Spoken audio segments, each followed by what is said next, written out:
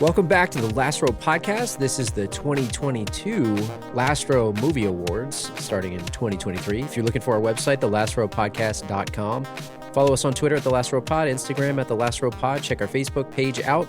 And if you're enjoying the show, please consider leaving us a 5-star review on Apple Podcasts, Podchaser, Spotify. Hit the subscribe button and you'll get all of our episodes delivered directly to your podcast app, free of charge.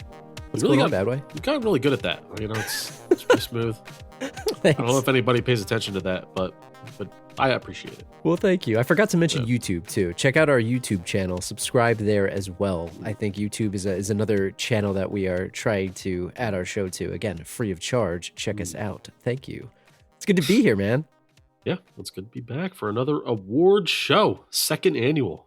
How do you feel? I had fun with last year's awards, and I think as we go through these, we'll go over what last year's winners were, but I'm excited. I think we did a lot of great movies this year. I can't wait to get into this. We got 12 categories, but I think before we do that, let's touch on 2022 a little bit here. I want to ask you, similar to what we did back in 2021 and for 2020, what are you most thankful for another year of consistently releasing some podcasts here? Do you have anything at the top of your mind? I'm thankful to be alive, alive and still breathing. Podcast is breathing, maybe on life support a bit, but it's breathing. No, just kidding. We're thriving. We're thriving, and I'm appreciative of all the people that have stuck around and all of the new people that have joined the show. Yeah. We would be remiss if we do not thank you, the amazing audience and amazing listeners that we have. Everybody that left us a 5-star review this past year. Thank you for sticking with us. Thanks for hitting the subscribe button. Thanks for listening to us ramble about, random action movies and all the crap that we talk about. You know that like bands and like they're on tour, they're in concert, and they go, "Oh, without you, there'd be no us, there'd be no show." Well, without us, there'd be no show too. So yeah, that's right. No, not to belittle the fans, because obviously we're thankful, but without you, especially Drew, there would be no show. So, well, without you too, my friend. Good job. And I'm thankful for you. I said that last year. I say it again every year, and I mean it.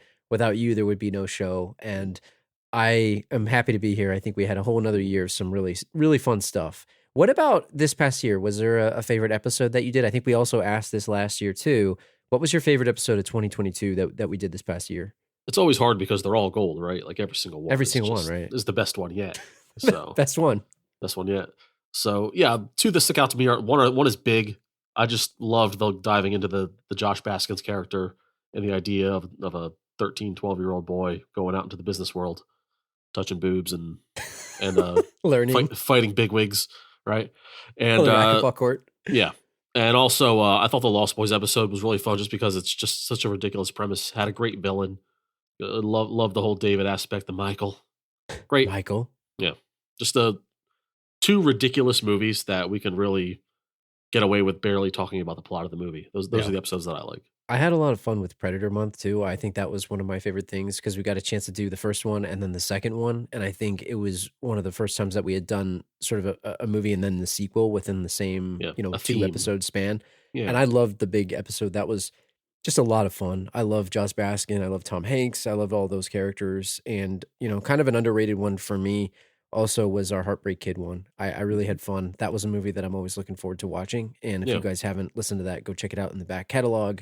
What about at the end of last year, we said, what are things that, you want to do more of this year? So I went back and I took a tally, and I think there was a few things that we said. Let's rate ourselves on some of these things. So fact checking us. Yeah.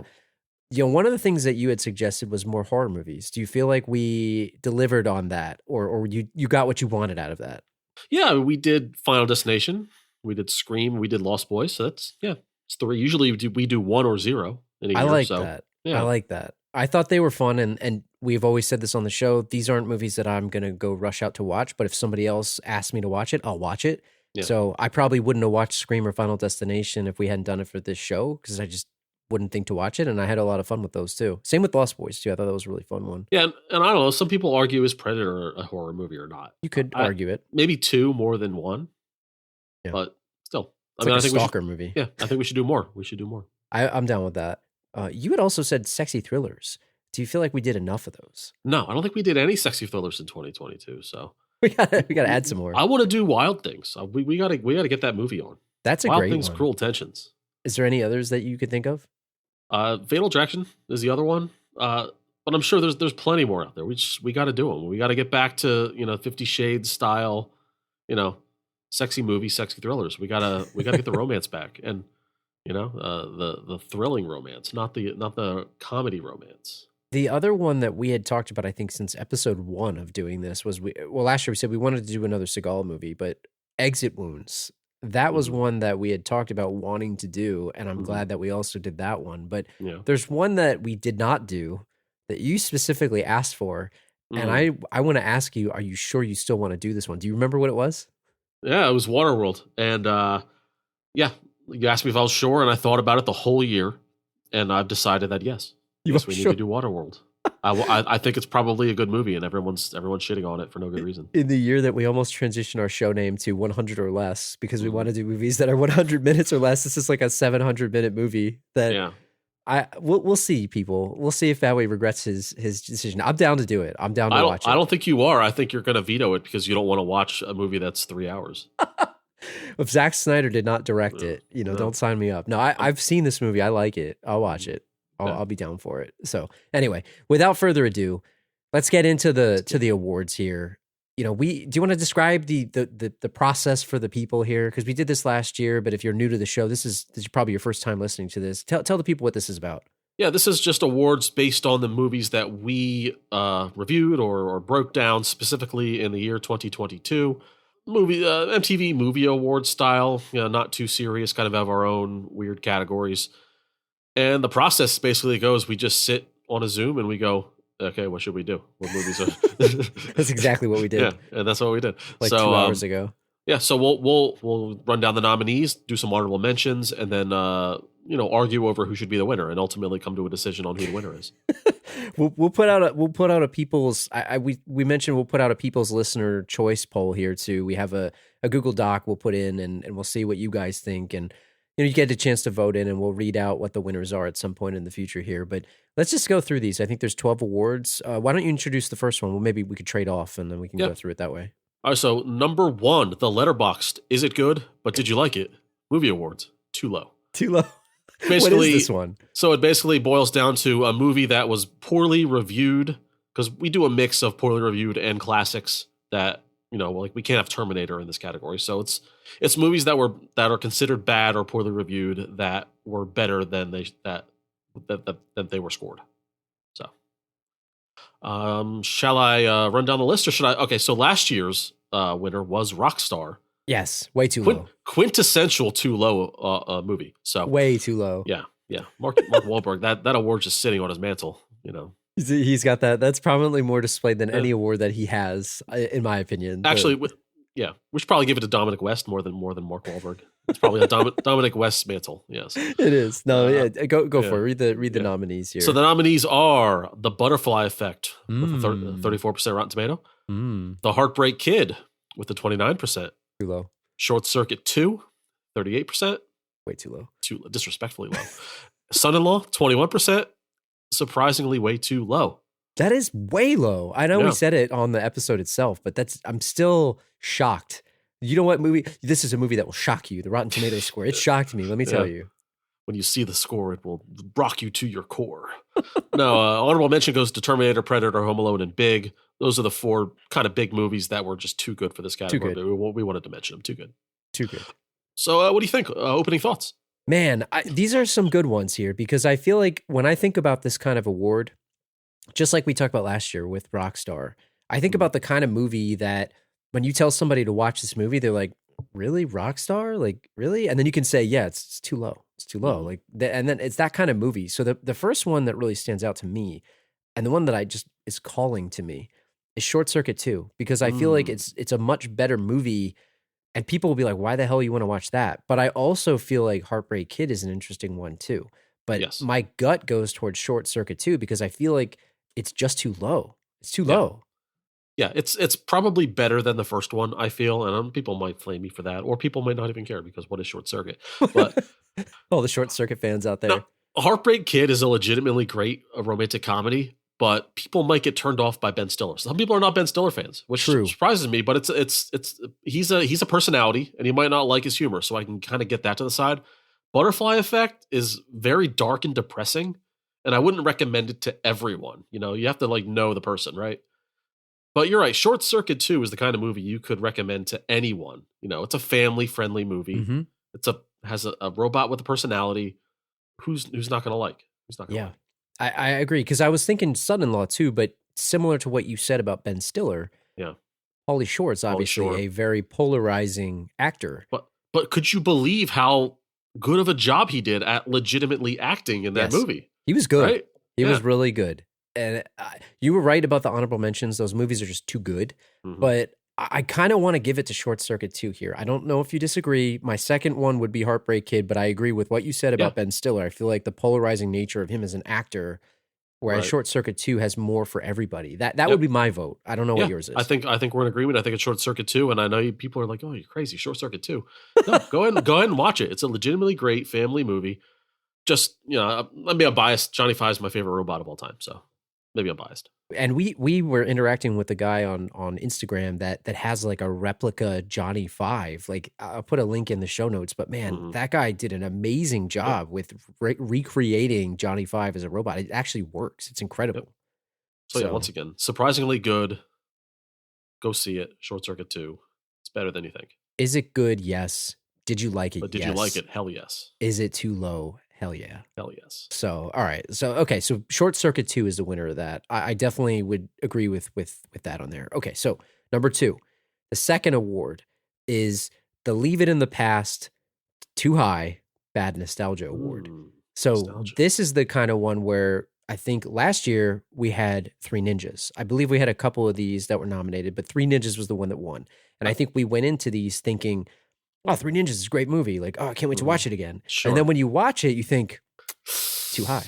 A little too high. Yeah. Maybe it's not as good as you remember. Leave it in the past. Yep. Yeah, leave it in the past. I mean, maybe we don't really... I've seen that. I'm good. I don't think I need to watch that again. Is there anything you want to say about that before we go through the nominees? Because I feel like that's my criteria for when I look at these. Yeah, there's certain movies that they're better off. Like, if they're hard to find, or like, oh man, like, why isn't Three Ninjas streaming anywhere, or something like that? It's like maybe there's a reason why.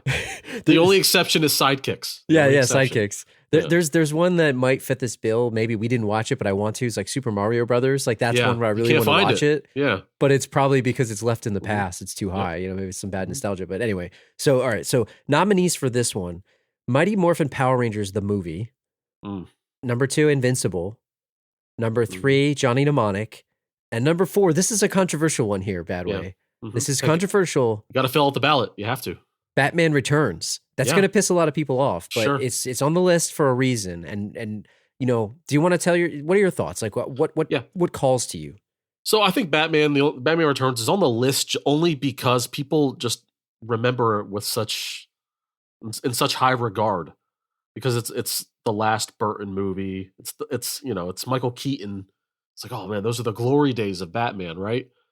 But on a rewatchability scale, I feel, to me, it scores very low. It's because it's a longer movie, and it needed to be longer to be good. Now, it's crazy for me to say that, but the romantic storyline between Keaton and Pfeiffer there needed to be longer. We needed to flesh that out more, and there wasn't enough time for it.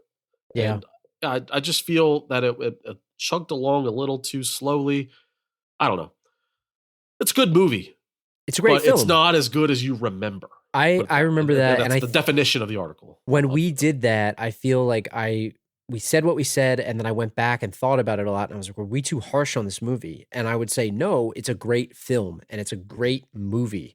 But in terms of which one I'm going to rewatch, I'm always going to watch, of the Burton films, 89. So I don't think it's a winner for me on this, because I still would watch it again. It's not like, oh, I'm good now. But I think I learned more about my thoughts on that movie than what I thought before we watched it. What else do you see on here that stands out to you? Well, Invincible is, especially both of us are Philadelphia Eagles fans. Go Birds. Go Birds. But even still, I mean, this is a movie. You always, when you're growing up, you're like, oh man, why can't the baseball movie or the football movie be about my team, right? We got it, and we're like, Wasn't very good, was it? Would you watch the Philadelphia Eagles garbage kicking phenomenon over that? I think we said we would. Another movie that's you can't find it on streaming. It's a Disney movie, but it's not on Disney Plus. There's a Leave reason. it in the past. There's a reason for it. No, yeah, it was kind of a bland movie, right? Wasn't just Mark Wahlberg kind of phoning it in a little bit. He did all right. Michael McKean, not Michael McKean. Who played Dick Vermeil? What's his name? Greg Kinnear. Greg Kinnear. I mix up Greg Kinnear and Michael McKean. Like they look completely different from each other. Michael Kinnear and Greg McKean. Yes, yeah, the same guys. They did all right, but Johnny Mnemonic is kind of it's a cult movie, and people love it, and they know it's bad. I love it. I love Joe's that the Dolphins movie. in it. It's bad, but I love it. I'm looking at Power Rangers because Power Rangers is a thing, right? Yeah. People hold Power Rangers in high regard, especially 90s kids. There's no need to watch this movie anymore. There's zero reason to watch this. It was bad. See, here's how I feel about this. Like 10 years ago, I might have said, like, I might have agreed with you, like hard agree. Mm-hmm. I'm not going to disagree, by the way, but I'm going to tell you that I feel like Mighty Morphin Power Rangers, the movie, I watched it again. I knew it was bad going into it. I wasn't thinking like, oh, maybe this will be good this time. Like I knew it was bad. So it wasn't like, oh, I'll probably never watch this. And there's a nostalgia thing for me about Power Rangers in general. It's not like last year, Three Ninjas. It's like, well, what the hell is Three Ninjas? It's like this stupid movie that sort of exists in a vacuum. But I feel like Power Rangers, the phenomenon is bigger. So it's not as much to me, but I will agree with you on this. I would probably vote for this one too, or Invincible, because I feel like you're right. You probably don't need to watch that again, but I would tell you, I probably will watch Power Rangers again before I watch Invincible. Opposite. You are? Me. But really, both of them are dead to me. Yeah. But they're done. You're done. Yeah. We got to give it to the Power Rangers. All right. We could do it. It's the worst movie, and it's the most nostalgic movie. Fair enough. Of the group. But not to say, people, please listen to our episode on Mighty Morphin Power Rangers. We do a deep dive into what it was like to be a kid in the phenomenon, where Drew was a big fan and I was not. And I thought it was a great conversation. Yeah. So I had fun with that one. I like it. So, okay. Well, all right. So that we're giving it to Power Rangers. And by the way, before we move on that, since we've done that episode, unfortunately, Tommy had passed away. So rest in peace. Jason Frank. Yeah, there you go. His name. I didn't know his name. I have a lot of thoughts on that, but we don't have enough time for it. But man, that is rest in peace, Green Ranger / White Ranger. Definitely. That's a sad one. So anyway, number 3. So moving on, a favorite of ours, the Nick Cage Acting Clinic Award / Raul Julia Memorial Acting Clinic Award. I think we had to rename it this year, didn't we? The M. Bison. So the Bison goes too, Drew. Last year's winner was Raul Julia and Bison, who was just way too good for the role that he was given. So this acting clinic award goes to the actor who was better than the movie itself that he was in. It's the opposite of Can't We Get Someone Better? Yes. So we got Daniel Stern and Joe Pesci, Marvin Harry, Home Alone, The Wet Bandits, right? It's a great one. Danny DeVito as the Penguin in Batman Returns. He just knocked it out of the park. That's a great one. Johnny Five, Short Circuit 2. I mean, the voice actor, you can get no better. Jones the Dolphin from Johnny Mnemonic. Does it count if it's not a real actor? Neither was Johnny Five. Yeah, but there was. Well, I guess you're right. There's some operator. There's an operator, and a hell of a job. Hell of a job. So Paul Freeman, Ivan Ooze again from Mighty Morphin Power Rangers. That's a good one. He took it way too seriously. That's a good one. There was too much shit on his face, and he still acted his ass off. And those are the nominees. I mean, honorable mention goes to Tom Hanks because he was probably the best actor of any movie we did in Big as Josh Baskins. It's also too good of a movie. It's too good, so we couldn't give him the award. It's not even fair. Had to be mentioned though. So who's first? That's jumping out to you. Man, this is a hard one. Let me tell you, this is the hardest one yet. Yeah, let me do it once again. The Wet Bandits, the Penguin, Danny DeVito, Johnny Five, Jones the Dolphin, or Ivan Ooze, Paul Freeman. I mean, I want to say Ivan Ooze because that guy, it's just like Raul Julia, right? Like this guy was in a kid's movie. Mm-hmm. He had no business being as good as he was. He didn't have to be good. He didn't have to try that hard. He stole the show. And I feel Ivan Ooze made that movie and he was so ridiculous. Yeah. However, Daniel Stern and Joe Pesci are just so good. And without that movie is nothing. I'm sorry. We talked about that. It's the sum of its parts. Yeah, we talked about it. It's not all traps. It's about who's getting the traps put on them. And it's about the casing of the joint. And I mean, if we're just talking about acting on itself, I mean, Macaulay Culkin's 6, 8, I don't know. But you also talk about having too much stuff on. The Penguin, Danny DeVito Yeah. was in like a fat suit, like Yeah. he was the Penguin to me. Yeah. Man, this is True. a really hard one. I want to say Ivan Ooze just because of what the movie was and how ridiculous the performance was. Like, listen, Batman Returns is a serious movie. Power Rangers is like a kind of a joke of a movie. I still liked it, but that guy Paul Freeman knocked it out of the park. I don't know, man. This is hard. I want to hear what you think first. I'm leaning toward Jones the Dolphin personally, but no. In all seriousness, though, Johnny Five, the way the voice actor plays him with such like just confusion, and it's sad when when basically hate crimes are being done to him, and he's just met with confusion. Like, why are you doing this to me? Like, it really gets you in the heart. Really you gets feel you in the heart. Man. But my gut is leaning towards Danny DeVito. You think so? Yeah. I think I'm okay with it because of what it was. Yeah. I can lean towards the Wet Bandits as well. Yeah. I can be swayed. So you're removing Ivan Ooze. You're just taking it off. I can't give up the movie. I can't. The movie's too bad. I can't. It's worse than Street Fighter. That he wasn't as good. He wasn't as good as Raul Julia, and the movie's worse than Street Fighter. He didn't have stomach cancer while he was filming this, like literally dying of cancer. Yep. I'm thinking that we should go Danny DeVito just because of it's an iconic performance, and I mean, so is the Wet Bandits, but they didn't have prosthetics and things, and I feel like he turned into the Penguin, like it looked like a person, and I feel like that's probably what I would vote for, but I don't know. I'll let you make final. Let's lock it in. Let's lock it in. All right. Danny DeVito gets the win. All right, I think that's a good one, and that's an all timer performance. We talk about the movie itself. We talk about that in the episode. Go back and listen to it, episode 97. So okay, all right, number 4. So this is the Wayne Campbell "Can't We Get Somebody Better" Mail It In Award. Love it, love it. So last year, if you remember, again, go back and listen, but this was George Clooney, like ran away with this category. He was his didn't give a crap Batman Bruce Wayne. Like, I'm just sitting on my chair collecting my paycheck. Didn't really care about his thing from Batman and Robin. This is a fun one. All right. Yeah, so once again, if you to describe to the people, it's either the worst actor or the actor that least gave a shit. Yes. In a movie. And it's like it kind of affects the movie in some ways where it's like, man, it's kind of, can't we get somebody better? Like Charlton Heston in Wayne's World 2. That's exactly it. All right. So we got first one, Ashton Kutcher as Evan, don't call him Event Treeborn from The Butterfly Effect. It's kind of weird casting. I hate that name. Danny Glover as Michael Harrington in Predator 2. Even though we did Lethal Weapon, this is Predator 2. Strong. Because he kind of just didn't really care. Then you got Mark Wahlberg as Vince Papale from Invincible, which is a weird casting. Mm-hmm. And then Gerard Butler as Jake Lawson in Geostorm. Strong. And then this one, you're going to have to explain this one here, which you'll do better than me, but the John Hurd as Peter McAllister from Home Alone. So before we even talk about those, tell people why you put him on this list. So Hurd's on the list strictly because of his Pepsi spilling abilities or lack thereof. It's such a bad job at spilling the Pepsi on the pizza that it's like, he should have demanded a second take. Right? They don't have time for that. What if they didn't have the pizza for that? Like, John, you just spilled it on the pizza. We don't have extra pizza. So we just got to roll with it.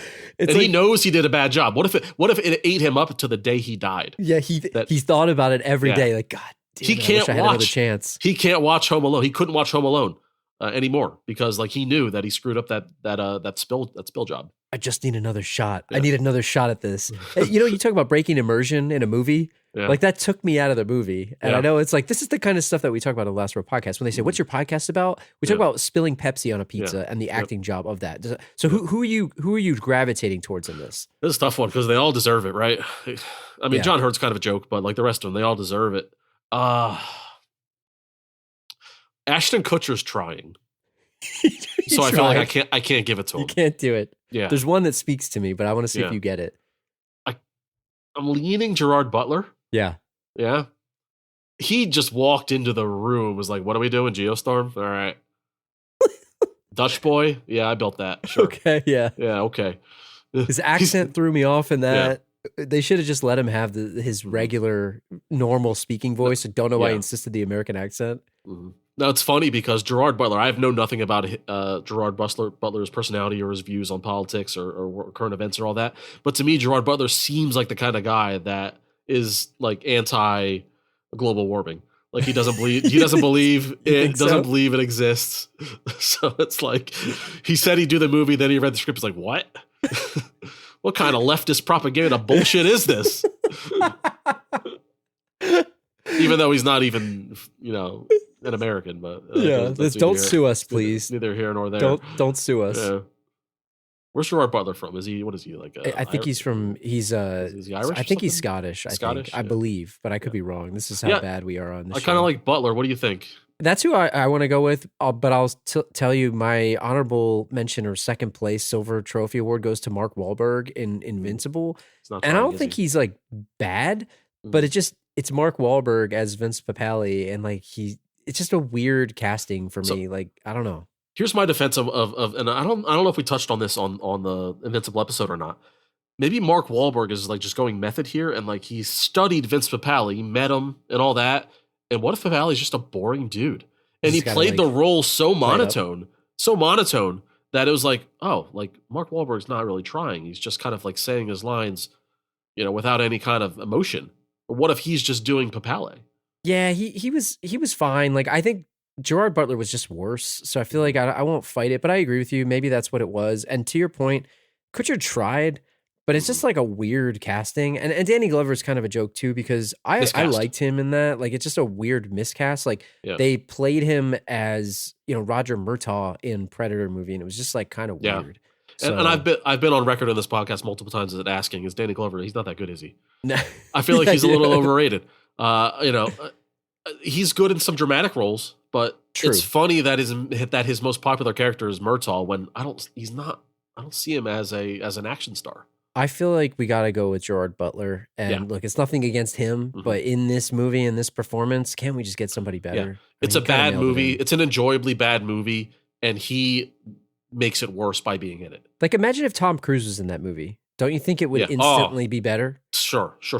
I didn't dislike that movie, by the way, for the record. I actually really liked it. I think I said that on the air. It was fun. I hated it, and then you talked me into liking it. Yeah. I realized I liked that movie. Yeah. I thought it was fun. So anyway, okay. So you're up, I think, next, right? Okay. Yep. So the very, very popular Terry Silver Villain of the Year Award. Very big on this podcast with our patented villain scale. Last year's winner was Sharon Stone for Kathleen Trammell in Basic That's a strong Instinct. one. So this is your basic best villain. This is your classic MTV Movie Award best villain. So we have lots of nominees. We have 6. Danny DeVito as the Penguin. Daniel Stern and Joe Pesci together as the Wet Bandits. Peter Green as Dorian in The Mask. Dark Horse. That's a dark horse, man. Yeah. Kiefer Sutherland as David Bowers in The Lost Boys. Michael. Lance Henriksen as Emile Falchon in Hard Target, another dark horse candidate, but scored very high on the Villain scale. And of course, the Predator, mixture Predator 1 and 2. With honorable mention going to the Terminator, who just didn't make the cut, but it's the Terminator. So it's like it's too iconic of a villain. Yeah. Like I don't know, you just kind of can't put him in. And I feel like the same way about the Predator. If we're going to start it off, I feel like I don't want to give it to him just because it's the freaking Predator. He's too good. Yeah, too good. But we're not, just for the record, we're not going to base it strictly off of the villain score. Like we scored them. If you want to hear what the scores were, we can mention them. But you can also go back and listen to the actual breakdown of the villain scores on our patented Last Row podcast villain scale. Yeah. But I think it's a factor, but it's not. They're all in the upper quarter. Yes. So they're in the top 25 percentile of the villain scale final scores. Yeah, I think the lowest we had was a 12 which is the Wet Bandits, which is an above average score, 12 out of 20. I feel like I'll just say this: I don't think I can give Danny DeVito two winnings or 2 awards on the show. That's not fair. That's not fair to him. But I feel like the Penguin's pretty strong. Yeah. But really, was he really that good though? Like he died. He ran for mayor. I mean, come on. Like it was a political plot, but he was a political pawn. There's a lot of similarities in art imitating life. Life imitating art in this case, retroactively. But do you really feel like he's better than like the Wet Bandits? I know their score isn't as high, but when you talk about Villain of the Year, like that's iconic to me. But I got to be honest, man. I kind of like Dorian here from The Mask. So here's the thing. Emile Falchon is so underrated. Hard Target is probably like the least popular movie of all the movies we have on this list here. But people, if you want to see a badass villain fight Jean-Claude Van Damme, Hard Target's the movie. But I'm not going to give it to him. He's so great, but Kiefer scored the highest of everyone on the list. He's good too. As David Powers. But again, I'm not really going to give it to him because there's also some kind of argument as to is he really the final boss of that movie, even though it's bullshit that there's an extra guy. Screw him. But I'm not going to give it to him. So yeah, I'm between the Wet Bandits and Dorian from the Mask. Dorian is an underrated villain, power hungry, gets a hold of the mask, super villain. I don't know. It was fun to watch. He didn't have the mask long enough, in my opinion. I wish he had it. I wish Son of the Mask. I wish maybe he was in that. I don't know. I never saw it, but he did die by getting flushed down a toilet though. So that I don't know if that takes anything away. When we had questions about the plumbing, does the fake plumbing go all the way down? Where we don't is know. He? Right but now. I like that Dorian had that question of is he the final boss? He had a boss in the mob world, but he killed him. He overtook him. Right. And that's a baller move. And that guy had a ponytail too. So the guy you beat a ponytail guy for sure. But the Wet Bandits, I mean, you talk about classics.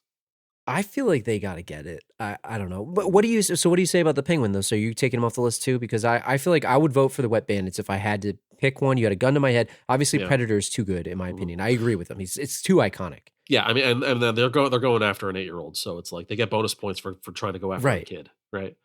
So yeah, I would be comfortable with the Wet Bandits. Okay. I think we should put them. Now listen, again, we'll put the listeners poll out here. You guys tell us what you think. Obviously, you might disagree with us and that's okay.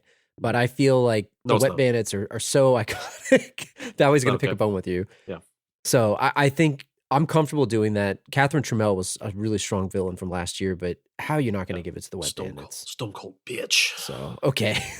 My favorite, this might be my favorite category of the show. Yes. So this is award number 6, Peter McAllister, Worst Father of the Year.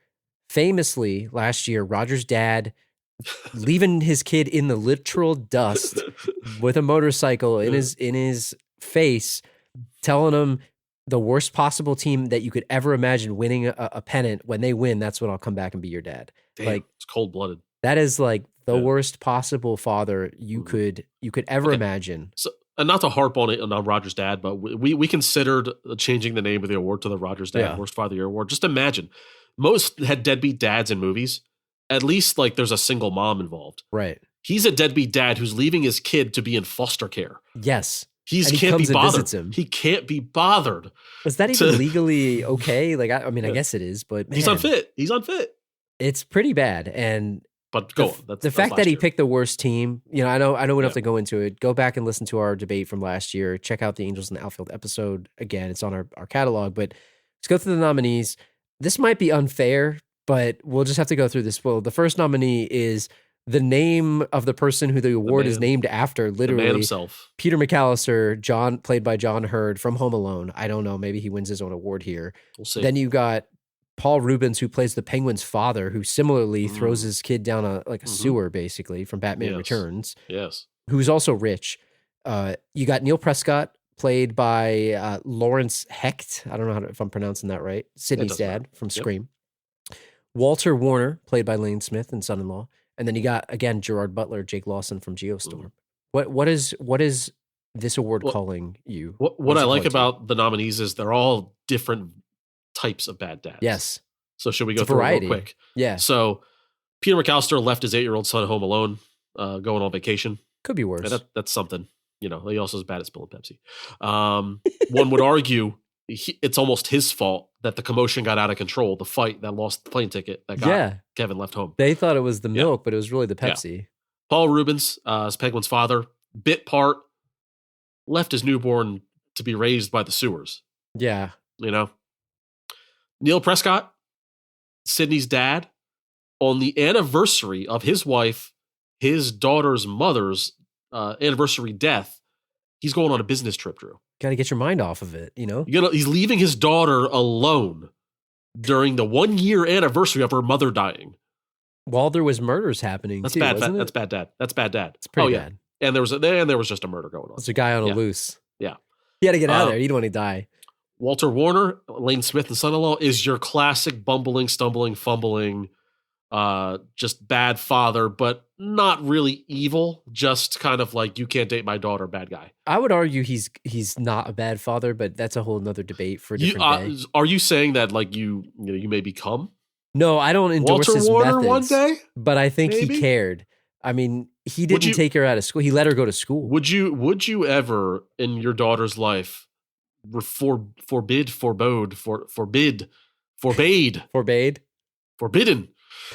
a boy from dating your daughter because quote unquote he's not good enough for you? I don't know. Maybe I want to say I won't. Depends on if he's not good enough. I want to say I won't, but I don't know who this kid that your daughter's bringing home. He's a criminal. He's up to no good. I don't know who this person is or isn't. He's got a leather jacket. He rides a motorcycle. Or is he Pauly Shore? He's like stay away from my daughter. I don't know. And your daughter goes, but I love him, Dad. That's not you. Is that you? Not that I want to be. I don't want to be that dad. But I'll say I think Lane Smith had good intentions. You know what? Too soon. We'll see. We'll see. In 10 years, we'll see. All right. Gerard Butler. Sorry, I didn't mean to cut you off. I'm sorry. No, I cut myself off. My bad. And Gerard Butler just abandoned his daughter and went to space without telling her. And was going to kill himself, right? Yeah. And said, let's tell my daughter goodbye. Yeah. And that had been the last time. And he just went to space. But I don't know if that's a product of his acting. And maybe Jake Lawson and Gerard Butler didn't act like he cared about his daughter enough. Maybe he wasn't really a bad father, but I don't know. Seemed like he was to me. All right. So, I read them off. So it's your turn here. What's your first instinct? I mean, throwing your kid down a sewer, like in a baby, it was newborn. I get that he looks a little, I dare I say, different. He's lucky those penguins were so smart. Right. You know, the penguins are probably better parents than him and his wife, but they were great. I mean, that's really bad. Throwing your kid in a sewer to essentially die. Yeah. However, Peter McAllister, I mean, they caused that commotion. I mean, he started it, you said. Like you said. I kind of want to go here, either Paul Reubens because he tried to murder his own child, or Gerard Butler because he wanted to go to space and abandon his daughter, which is pretty bad. Like he got off the planet. That's how far away he went from her. Yeah. It wasn't like, he's Roger's dad. He's going to go drive to another city. Like he literally went to space to avoid his kid. And then he almost died. Yeah. That's pretty bad. Yeah. See, I kind of like Neil Prescott. You do? You're going to go away on business. Her mom is dead. That's all she's thinking about the day. It's the anniversary. You're going away? Yeah, but like she's got her friends. She's good. Like you throw your kid in the sewer? This is the type of thing that that freaking Arnold from Jingle All the Way, like he would do this. The Mattress King. He would go away on business during the anniversary of his son's hypothetical. As long as he comes back with a toy, it's all good, right? No, but on the other hand, Peter McAllister, not only did he spill the pizza, not only did he leave his son home alone on Christmas, he just his attitude, Drew. The whole beginning of that movie, he didn't give a shit. Like he was so not even paying attention about any of this. That's the way Kevin is too, because of that. He's an absentee father that's there, which sometimes could be more painful. It's pretty bad, isn't it? I mean, he didn't murder him, but it's pretty bad. On the other hand, Gerard Butler went to space, left his daughter on the planet. This is a hard one. Yeah, to die. Like, what if he wasn't successful? Left his daughter alone on the planet to die. I don't know, That's man. pretty bad, going to space. I forget the inner workings of the Dutch boy, but like, say, like if Earth would have ceased to exist because of the geostorm, he's good. Wouldn't they be safe up there on Dutch boy? He should have taken her with him. Safer up there. Even though it turned into an emergency because there was foul play afoot. True, but we couldn't predict that at the time. I'll let you pick the winner here because I have thoughts on all these, but this is I'll give it to you. This is for you. It's called the Peter McAllister Award. I'm leaning Peter McAllister. I'm good with it if you are. Yeah. All right. But there's a lot of good options. There's a lot of bad fathering on our show to get the barometer is breaking. I mean, the trope started because like we didn't plan this. How many movies have bad fathers in them? It's like a thing. There's not a lot of bad mothers in movies. There's a ton of bad fathers. I don't know if it's one of those things where we subconsciously pick these movies. I think you asked me that like 50 episodes ago, but it's become a theme here, and I don't like it, Hollywood. I don't like it. Oh, and I got a shout out. I just finished season 3 of Succession. I was out of the loop on Succession. It's a great show, Drew. If you haven't seen it, please watch it. It's on HBO. Brian Cox, bad father of the century. This is the worst father So you have to watch it. Maybe I need to watch that now. I don't even want to spoil how bad of a father he is because he's such a bad father. He's a manipulative son of a bitch. And he claims love. I mean, it's really good. It's really good bad fathering. On to best line of the year, Drew. This is just the best line. You know, it's tough to choose. There's a lot of good lines. You know, we try to pick the best ones. So we have 6 here. Last year's winner was Raul Julia as M. Bison. The whole Tuesday speech. It's like iconic. Shall I do it? I'll do it for you. Do it, please. For you, the day Bison graced your village was the most important day of your life. But for me, it was Tuesday. Doesn't get much better than that. And we joke like this line has infiltrated our daily lives. I mean, we should call it the Tuesday best line of the year. Yeah, maybe that. Yeah, let's rename that. This is the. It was Tuesday best line of the year. It was Tuesday best line of the year. I'm changing the category right now. All right, so your nominees are Josh Baskins, Tom Hanks in Big. Just simply, I don't get it. I don't get it. Which has turned into a staple of our show. Yes. David Powers as Sutherland in Lost Boys. Michael. So just the amount of times he screams Michael, it's like that's of course it's a line. There's a super cut on YouTube of that, by the way. You need to check it out. Ice-T as J-Bone and Johnny Mnemonic. We got to loop it through Jones. Once we loop it through Jones, Jones will get it, and then once Jones is looped through, Jones will have looped it through. We'll loop it through him again. Got to loop it through Jones. I didn't remember anything about Johnny Mnemonic after I watched it. It was fine. Wasn't my favorite. But one thing I do remember is that you got to loop it through Jones. I feel like I tortured you by making you watch that movie. Like I felt bad after we did it, and it's like, oh man. Honestly, I was intimidated by it because I knew it was confusing and it made no sense, and I was right. It was confusing and it made no sense. That one. I still, on the record, love that movie. It was fun. It was fine. It was fun. Arnold Schwarzenegger in The Terminator. I mean, there's a ton. I mean, obviously Terminator, but our favorite, Sarah Connor. Yes. That is my favorite one. Just looking up Sarah Connor's in the phone book. You got to do it. That's how you find her. And Matthew Lillard as Stu in Scream. You hit me with a phone, you dick. And my mom is going to be so mad at me. Personal favorite of mine. I might vote for that one. Great one. And then lastly, again, Arnold Schwarzenegger. You are one ugly motherfucker. So, I mean, how do you choose? I mean, what are you thinking? What are you thinking there? The first one is definitely the best. I don't get it. I think so too. I kind of I don't get it. It's simple. It's effective. You can use it in everyday life. We use it almost every time, every episode on the podcast. I love Michael though, just because of how ridiculous it is. But Michael, for lack of a better choice, I'm going with I don't get it. It's got to be Josh. But you also got to loop it through Jones though. Can't forget. But I don't get it. Yeah. I don't get it. But I don't get it. But I don't get it. It's like we should have a supercut of him saying like when he's talking about looping it through Jones, but he doesn't get it.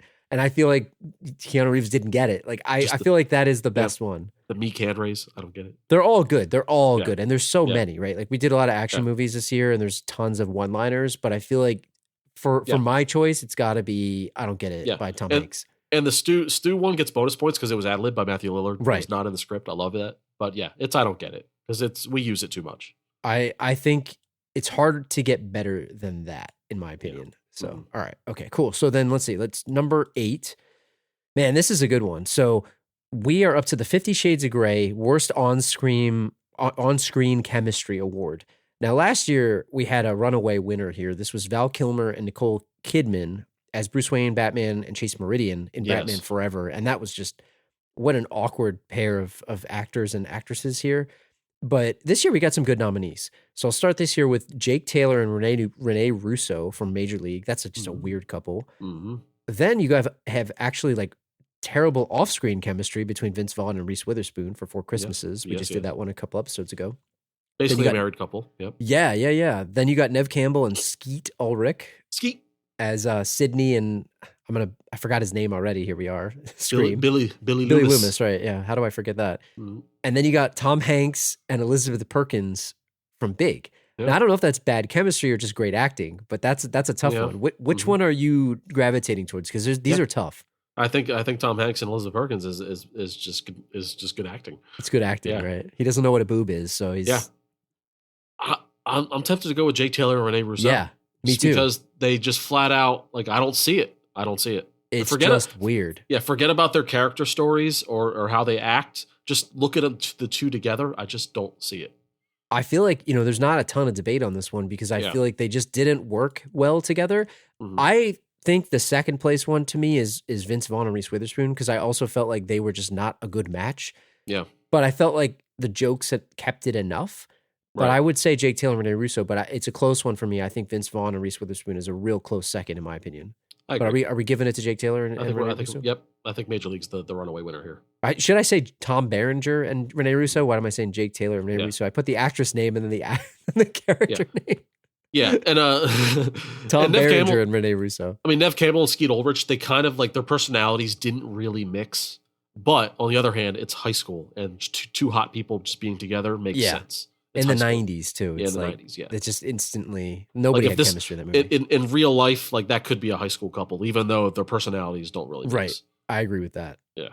So our ninth category, best supporting actor / best that guy performance. My second favorite category.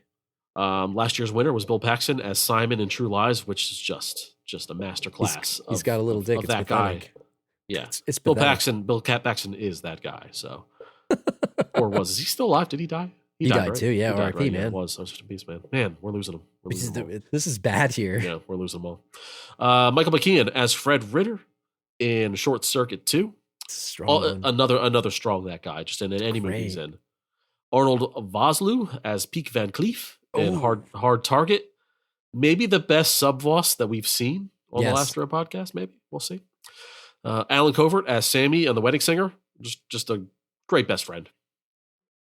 Milo the dog in Mask.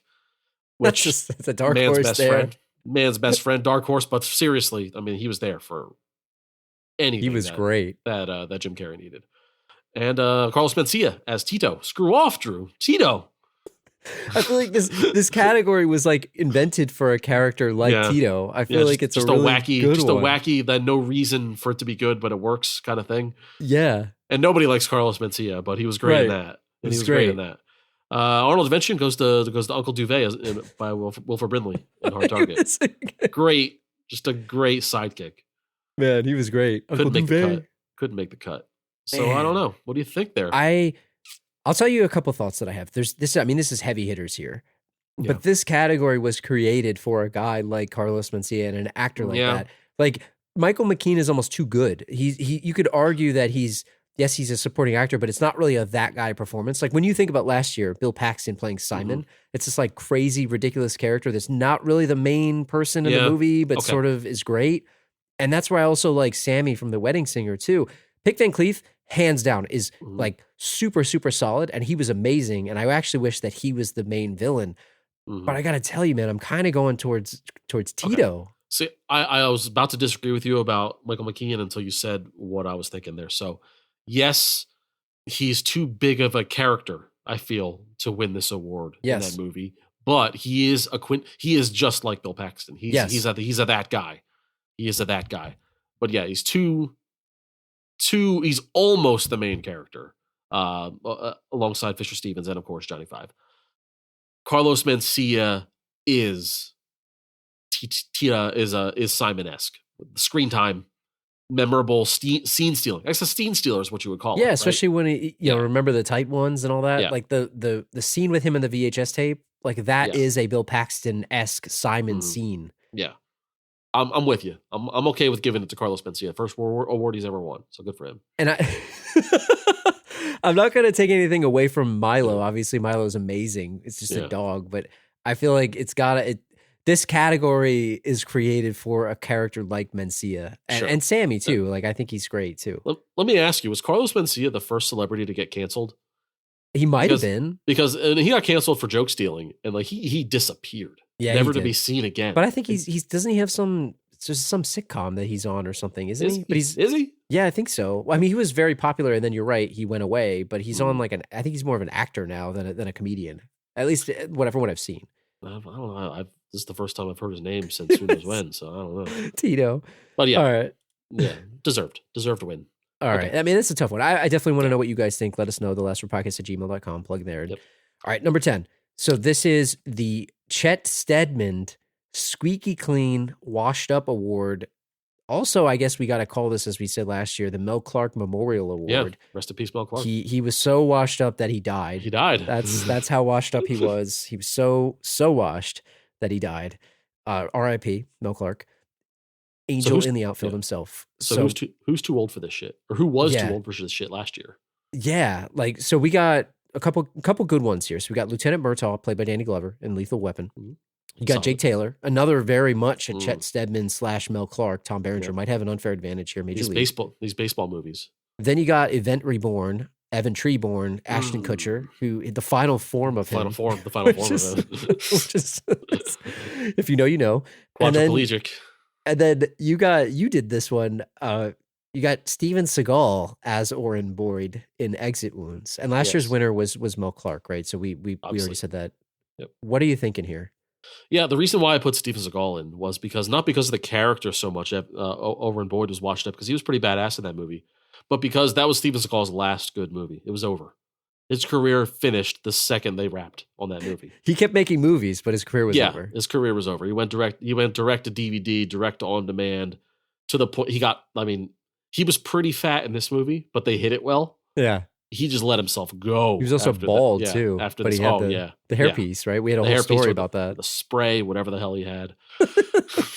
Is that the one where he walked out into the houseboat into the water? I think it was. Yeah. Tom Arnold told that story. Yeah. Go back and listen to our episode. So, that's one of my favorite stories. Seagal might win it just because it's the end of an era, right? Evan Treborn, I mean, he goes through so many iterations in this movie of himself trying to fix the past that he morphs himself. He's just washed up to the point where his brain is mush. He's a paraplegic. He lost all his limbs. He's quadriplegic, sorry. Yeah. Yeah. And he's just a shell of his former self. His brain melts. Lieutenant Murtaugh, he is a self-described too old for this shit, squeaky clean, washed up, because he just says it throughout the movie. He's too old for this shit. And then you got Jake Taylor. It's like, I feel like baseball players have an advantage in this category. That's why I want to vote for him. He's got no knees. His knees are shot. He can't run. He's a catcher. I mean, he's just living in the ice tub, ice bags on his knees. I'm leaning towards Jake Taylor. It's got to be Taylor. It's got to be Taylor. Even though he shows up again in Major League 2, even more washed up. But he's the coach, isn't he? So that's right. They make him be the coach. Yeah. So he's so washed that he doesn't play anymore. He doesn't play because they got Rube. Yeah, that's right. Right. Like we said last year, because wasn't not Mel Clark, it was the coach, also played by Danny Glover. He was so washed up that he was coaching too. Mm-hmm. It's got to be Jake Taylor, right? I think it's Jake Taylor. Yeah. You nailed it. I think washed baseball players have a very unfair advantage in this whole thing. They look the most washed. Yes. I mean, Chet Stedman was washed. Will Clark was washed. And now Taylor, he didn't die, but he's washed. So, Honorable mention definitely goes to Steven Seagal. Yeah, I agree with that. Yeah. So, okay.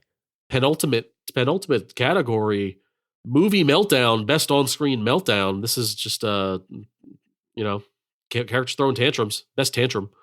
Last year's winner was Mark Wahlberg, who, come on, classic tantrum at Rockstar. This is my microphone stand, Drew. I'm glad you get to read these because I feel like you do the best impressions of these. Like you do the quotes, you got to do these. This is my microphone stand. These are my cables. So Adam Sandler as Robbie Hart in The Wedding Singer. His Somebody Kill Me Please original song. That's the definition. A lot of emotion. Meltdown. That's a meltdown, baby. Another big meltdown was Ben Stiller as Eddie and Heartbreak Kid. Can you blame him? It's just Can you blame him?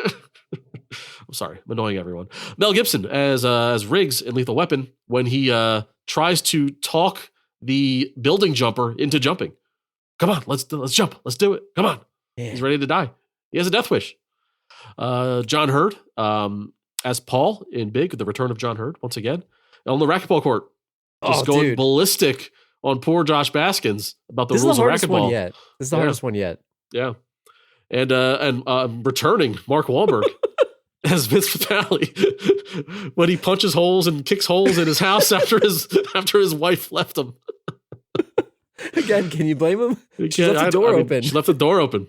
She took everything. She took everything and didn't even close the door on the way out. She took all his stuff and left the door open. Yeah, it's a symbolic gesture. Yeah, I'd punch a hole or two in the wall too if I were him. Man, dude, Look, this one is the hardest one yet. I mean, these are It's all tough. It's really tough. good. And speaking of, we didn't do one, but I want to do Batman 89 because I want to do Michael Keaton. Let's get nuts because that's nuts. gonna win that Yeah. one. So 2023, we got to do that. But man, I gotta tell you, like, I kind of want to give it to John Hurd because he fights him on a racquetball court in a public park and just has a complete meltdown. Give me the ball, you little shit. Over the ball's on the line. The ball's on the line. It's a point. It's not a point. Could you count him spilling the Pepsi as a meltdown too? Unfortunately, no, we cannot. We didn't put Kevin yelling at his family that he wants them all to disappear too. Yeah. But I kind of want to go John Hurd here, man. I don't know.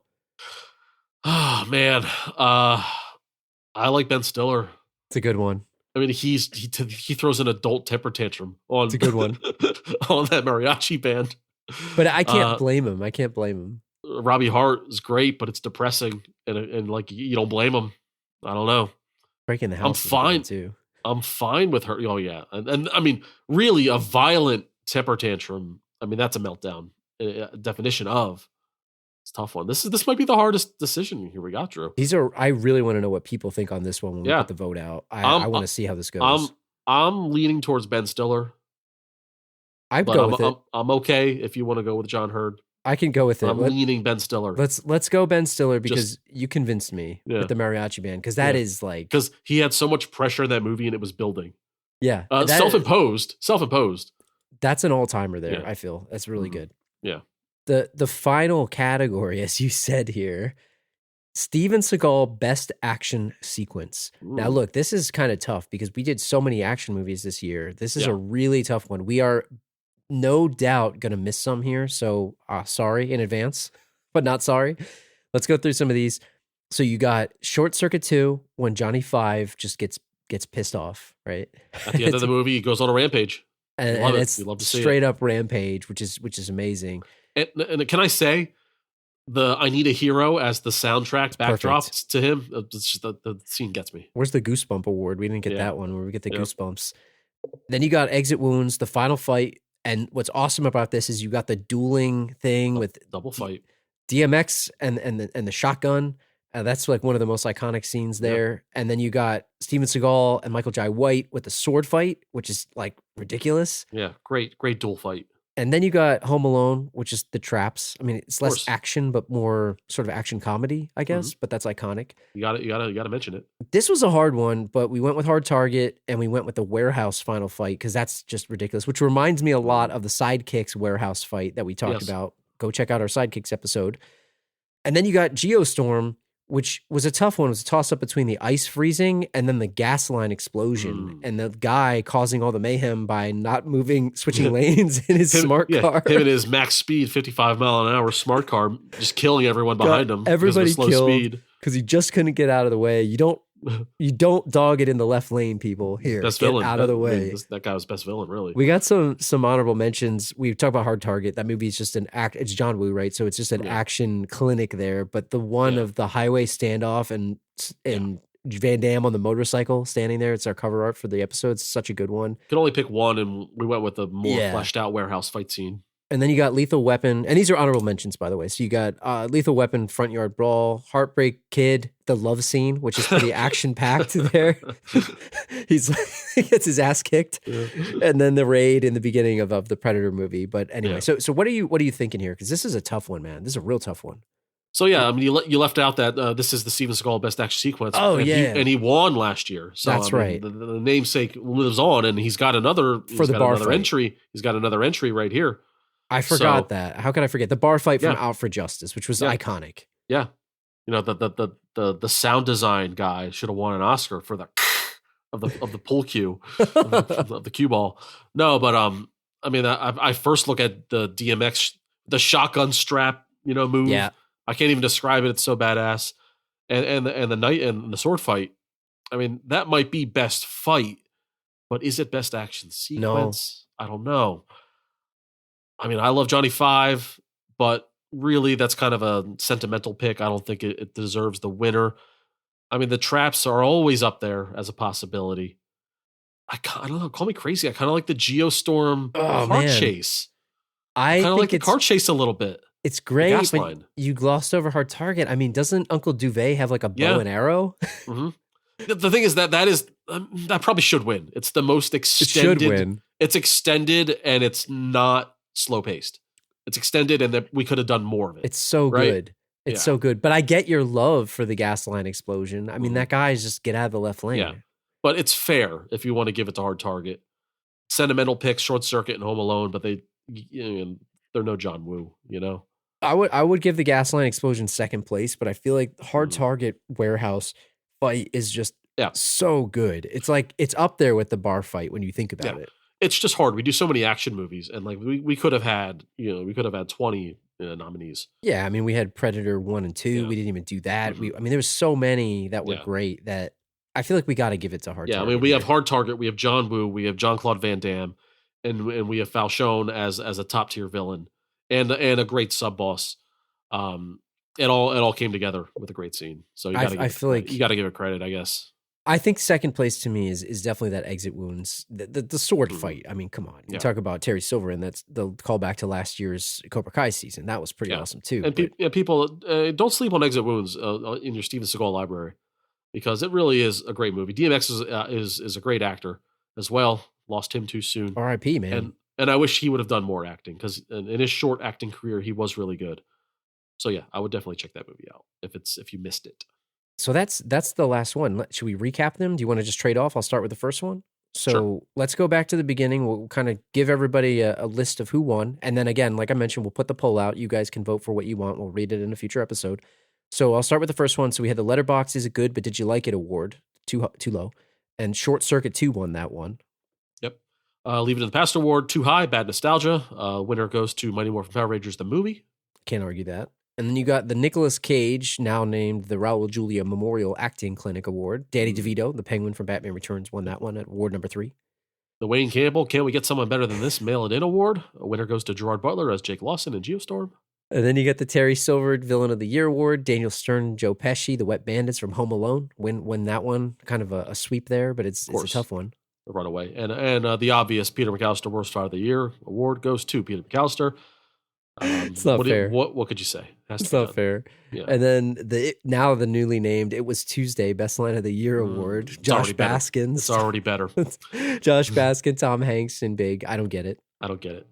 Number 8, the 50 Shades of Grey Worst On-Screen Chemistry Award winner goes to Jake Taylor and Rene Russo in Major League. I goofed by not saying Tom Berenger. Again, I don't get it.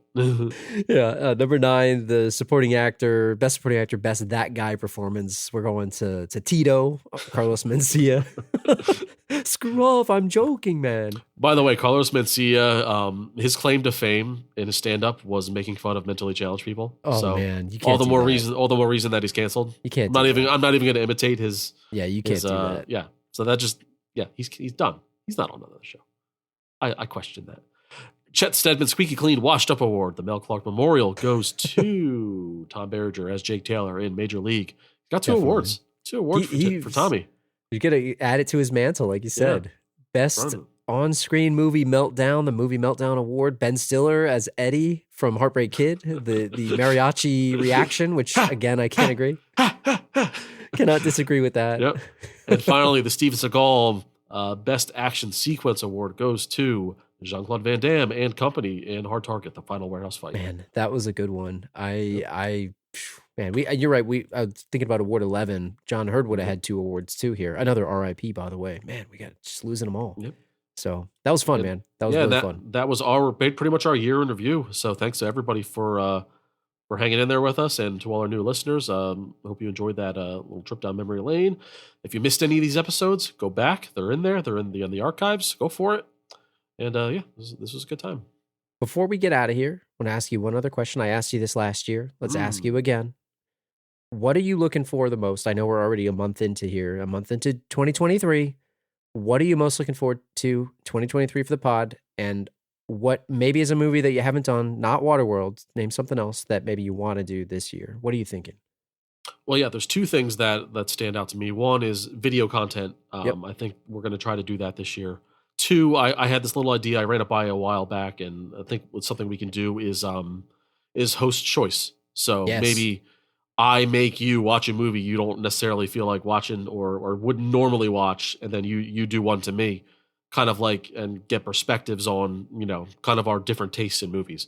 Because we do like a lot of the same stuff, but there are certain segments, certain genres that we like. I'm more of a horror guy than you are, for example. So, and you're more of a space guy than I am. Yep. So maybe we can meet somewhere and we can walk a mile in each other's shoes and see what happens. Should I make Badway watch Star Wars, guys? Please. You tell me. Should I make him watch Lord of the Rings and fantasy? If I'm looking for a nap, please tell me. Yeah. No, I think that's a great idea. I think I want to bring back plot fiction or some games. I think that's a lot of fun too. I know it's a lot of work, but hey man, ChatGPT, they'll write the description for you now. So, but I agree with everything you said. I would love to do a little bit more video content for everybody. I know people have been asking for it. We hear you. We definitely hear you. Subscribe to our YouTube channel. Check it out.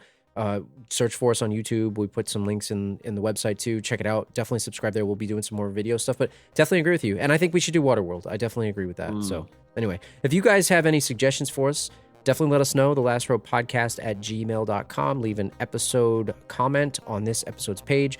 We definitely want you guys to vote and see what you pick for some of these categories. We'll be back in 2 weeks on Thursday, February 9th with another new episode for you. And in the meantime, if you haven't left us an Apple Podcast or Spotify review, please consider doing so. We've got a lot of people that have, so thank you to everyone that's taken the time to do that. And we'll see you guys in a couple weeks here. See you.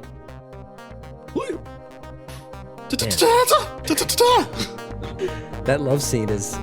That is definitely the best action sequence of this whole. That still got put through the ringer. He was so much so that he was on the corner of the bed.